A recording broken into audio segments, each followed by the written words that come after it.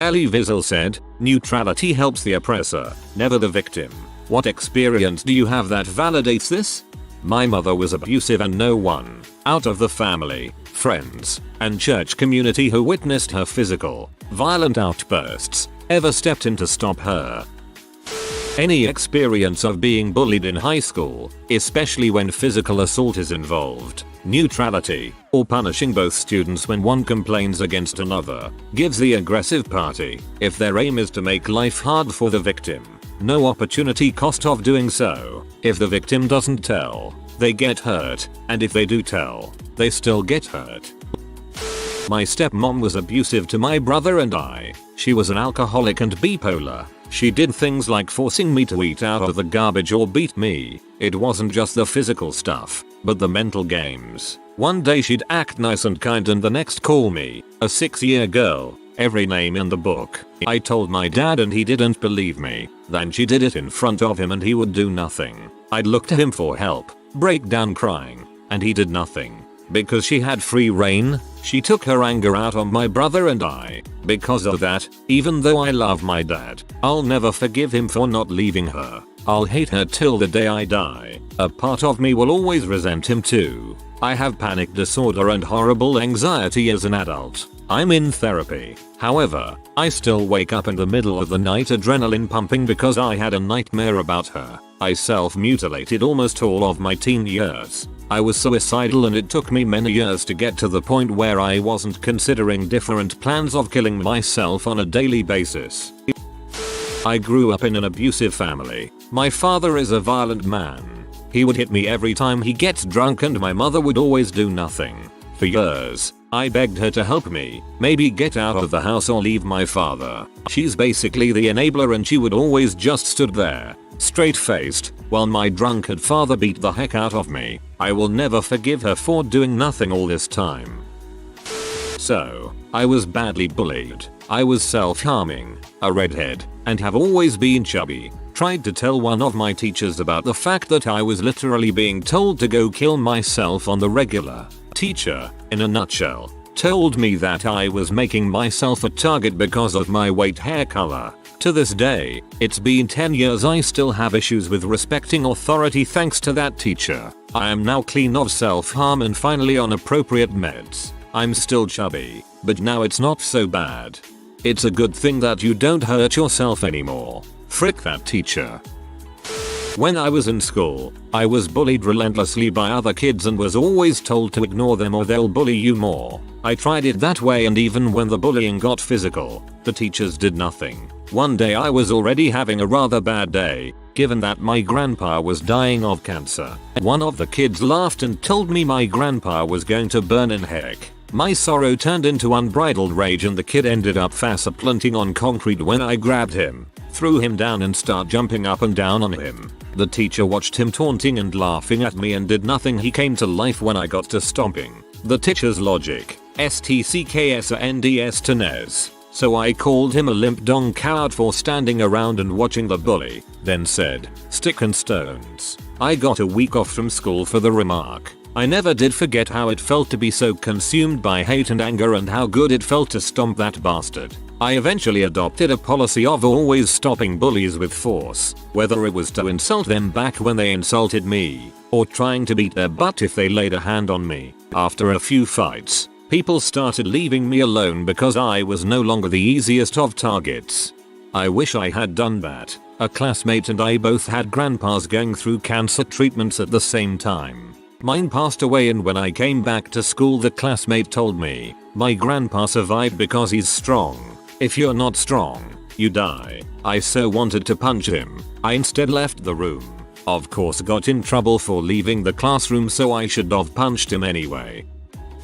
I was an organizer of a language exchange group, and one of the other organizers had about a dozen people coming forth with complaints of sexual harassment and bullying.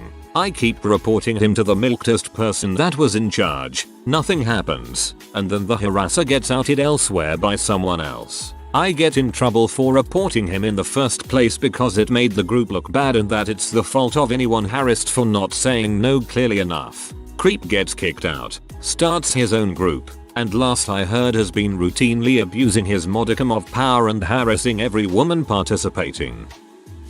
I used to get beat by my dad. I'd have to come to school with bruises on my arms and legs, sometimes my neck and face, bullied by kids at school. I got good at running home, and even molested walking to school by myself. I went to a Catholic school and the nuns did nothing, and in one case, bullied me as well. By 8th grade I was carrying a knife everywhere and the bullying stopped.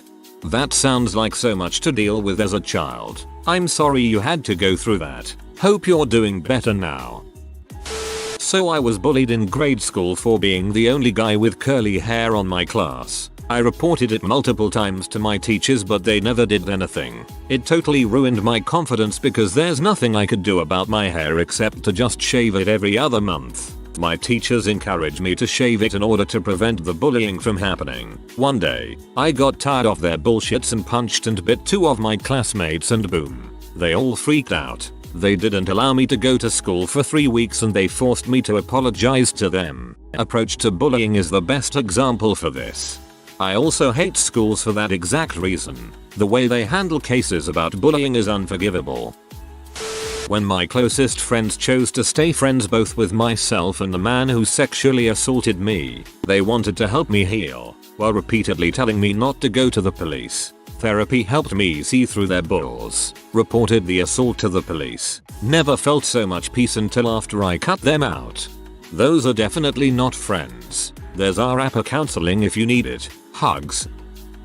Telling people about how my ex raped me and they stayed neutral because he was nice to them or because they were friends with him before me. When I, a gay man, left my abuser, also a gay man, I had a friend tell me that she was staying friends with him by saying, "I don't think he's dangerous." Yeah, not to you.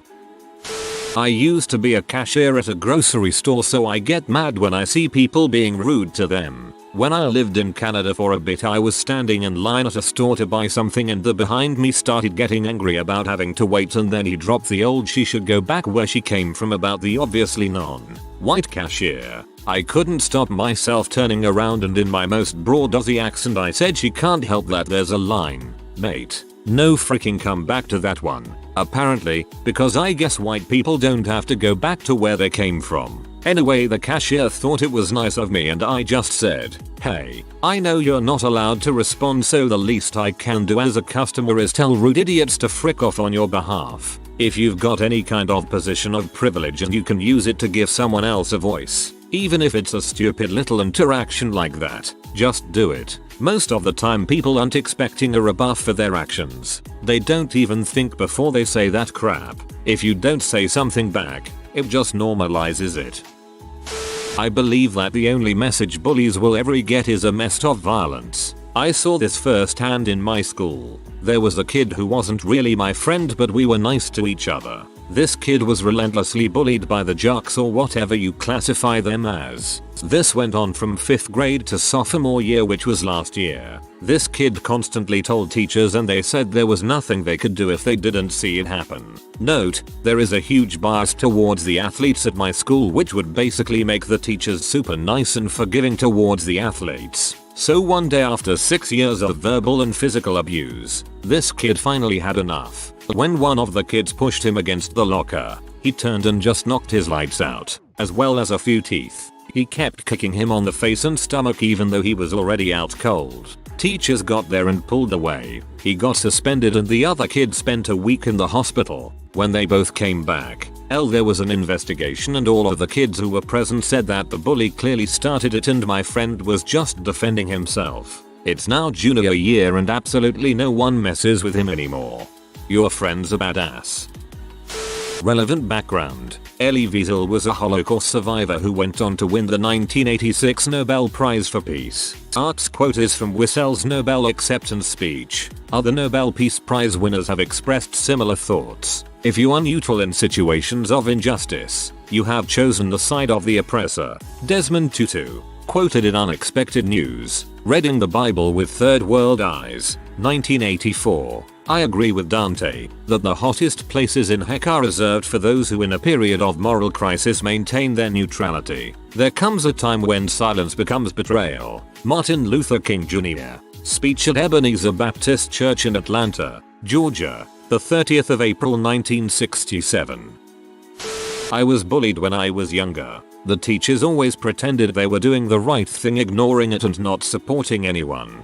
This is pretty common, even now. A lot of teachers just want the minimum amount of fuss and forget that kids are experiencing the formative events of their lives in the classroom. Bullying peer aggression has lifelong consequences, and most schools seem to have just decided it's easier to quiet a victim. Being sexually assaulted in the military. After I reported it, other women came forward. I had some proof of his behavior and also submitted it. Many people I served with would say they didn't want to get into it or wanted to stay neutral. I felt ashamed, terrified and mostly hopeless. Nothing like being stuck on a ship with 4,000 men. During my PhD, I ended up in a toxic relationship with my first supervisor. Pretty much everyone in the department was effectively all you must have both done something wrong.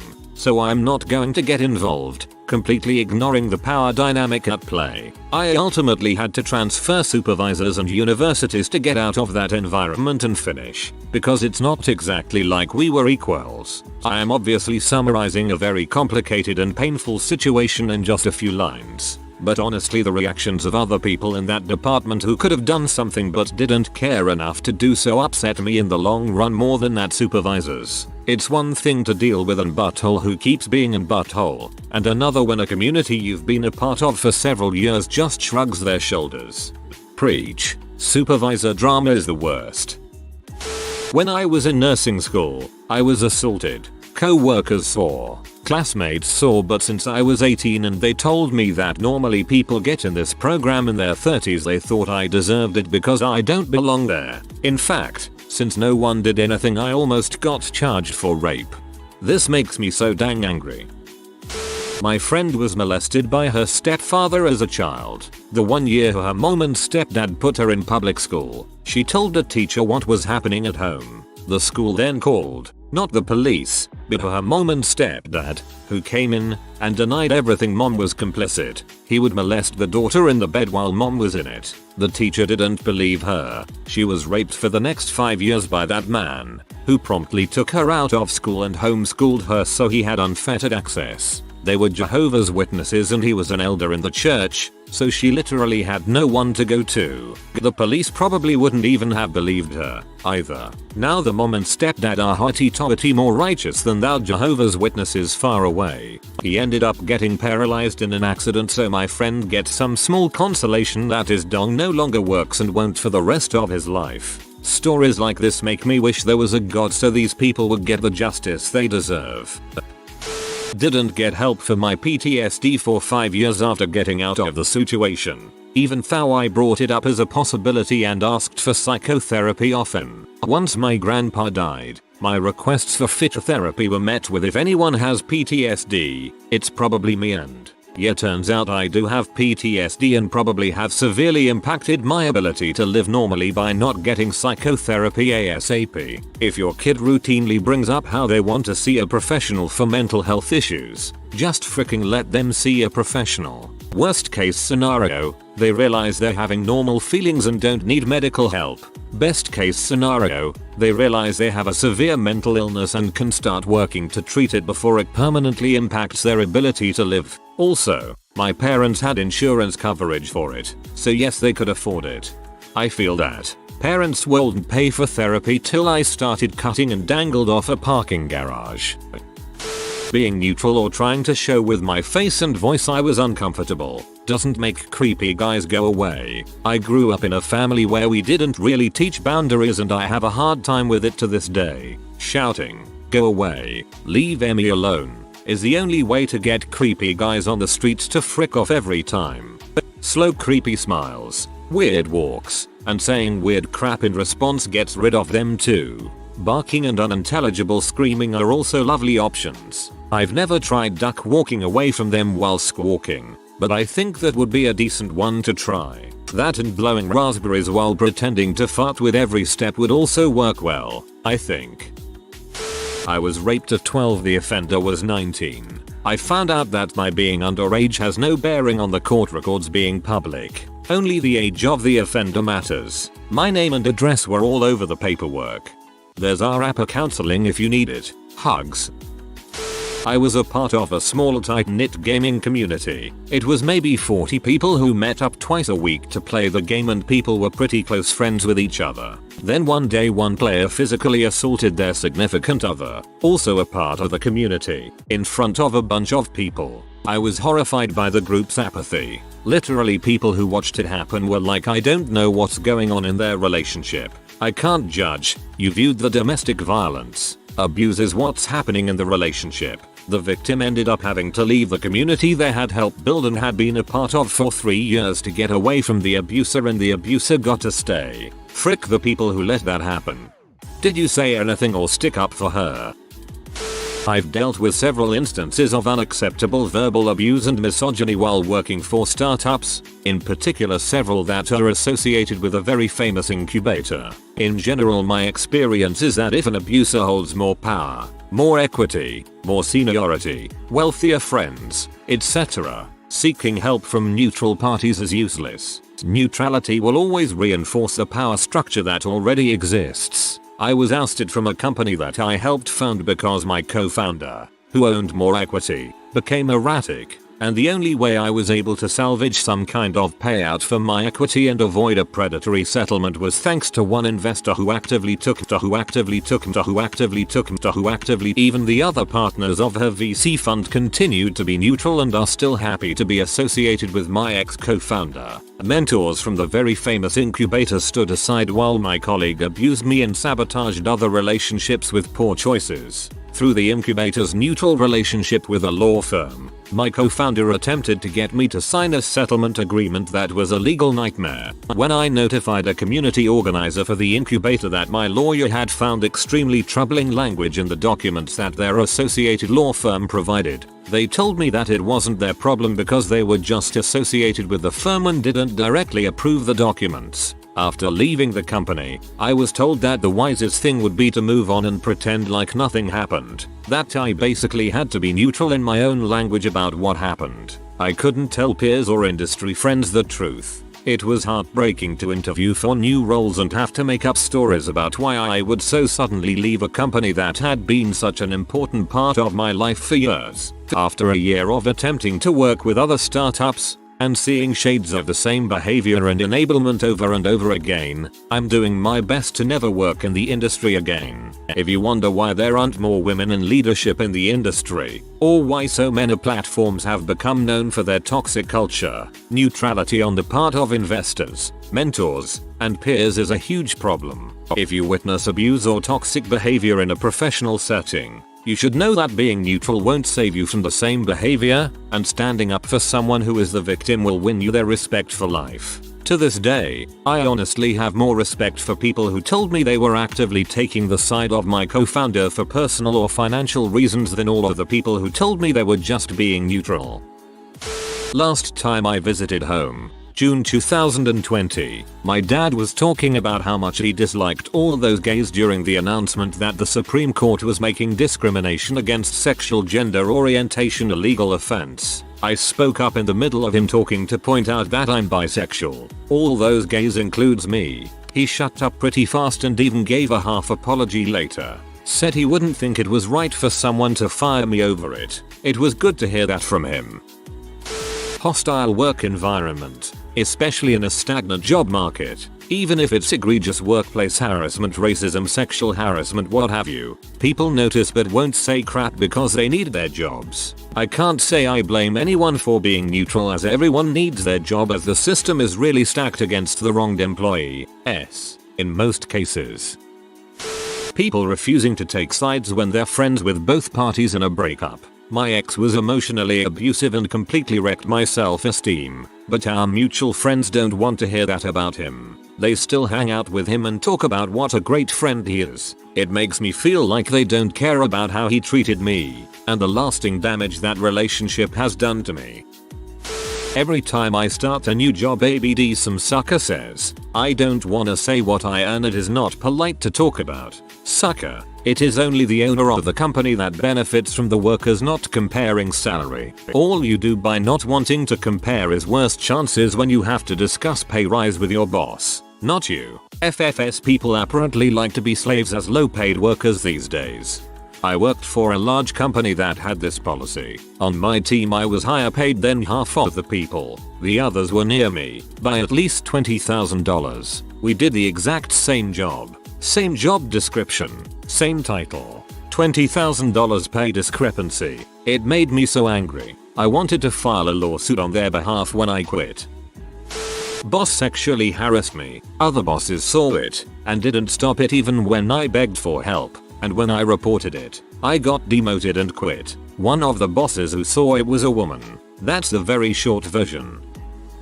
When I was a kid, many years ago, my stepmom convinced my dad that I'd started stealing things from them I wasn't. The first time it happened, they kept me awake until almost 3 in the morning questioning me about it. I finally gave in and admitted it so I could get some sleep. Of course, the next time this came up, my admission from the last time was used against me and they didn't stop until I admitted that one too, which in turn fueled the next time, and the next. This all went on for several years and towards the end, it was multiple things per day that had gone missing, or were hidden somewhere. This was when they found something I'd supposedly stolen, or pranks that were being played on them. I wasn't doing any of it but I gave up protesting my innocence early on in this process. There were tons of neutral parties in all of this and they weaponized every single one of them against me. The entirety of my dad's family believed his version of events without question, and they probably still do. I've had next to no relationship with most of them since early childhood.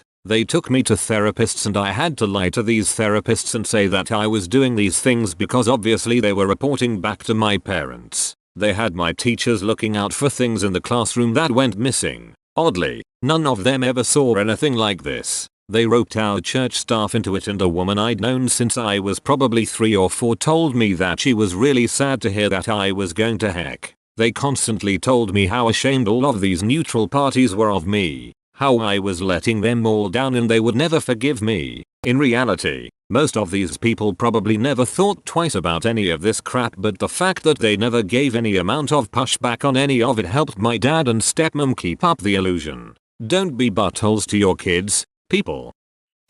My sister is gay. My dad and his wife are staunch Republicans. His wife makes endless, conservative, microaggressive comments during any kind of extended family or holiday dinner. My grandmother and I are the only ones that ever called her out on the homophobic ones. I got banned from his home for a year after doing so, but now grandma's dead. I live in another state and have made the choice to sparsely attend family events. Sister still goes to them sometimes. What does the rest of the family expect? For my little sis to just sit there and ignore her so there's no boat rocking? No one ever defends her, and no one calls stepmom out. Luckily, my sister rarely sees them anymore, but the first few years of it really fricked her up. I won't go into detail, but we have major bullies in our neighborhood. Bored Sams, who screenshot people's texts or FB posts and post them on a neighborhood drama page. Yes, there is an entire FB page dedicated to bullying Sams by Sams in my small neighborhood. Welcome to the South. There are 2 moms who try to be neutral, so they're on the drama page and don't say anything about anyone but do basically point and laugh when bullies say or post things about others, don't defend anyone. It's been about 4 years of this and it's gotten so bad we have had 3 or 4 families sell their homes to get away from it. Of everything in this thread, I'm shocked by these adult bullies. That's terrible. When I, was about 12 years old, my friend, about 13 at the time, and another guy, about our age, were going home from basketball practice. I was walking lazy and dragging my feet on the street, as I was tired after running, and the sound from my shoes being dragged on the street was an excuse for a group of 3 girls, about 16 years old at the time, to get mad and look for a fight. They started yelling at me and cursing, and my friend, a much braver person than myself, started yelling back. One of the older girls started pulling on my friend's hair, and then another one punched her. I tried to jump in and save her, but they knocked me down to the ground and kicked me. They held my friend on the ground also, and because she was still trying to fight back, one of the girls spit on her face. We both had bruises on our legs, abdomen and rib area, where they kicked us when we were down. Remember I said there was also a guy with us? He just stood and watched as we were getting beaten up by some strangers, a group of 3 older girls. We really didn't stand a chance. When I asked him why he didn't do something, he said that man can't fight women and he thought it was better if he stayed neutral. The point is, if he would have at least stopped them from kicking us or called for an adult to come help us, maybe we wouldn't have gotten beaten up random so badly on the street by 3 strangers. If you are new to the channel, you can subscribe. I publish new videos every day. Until then, check another video.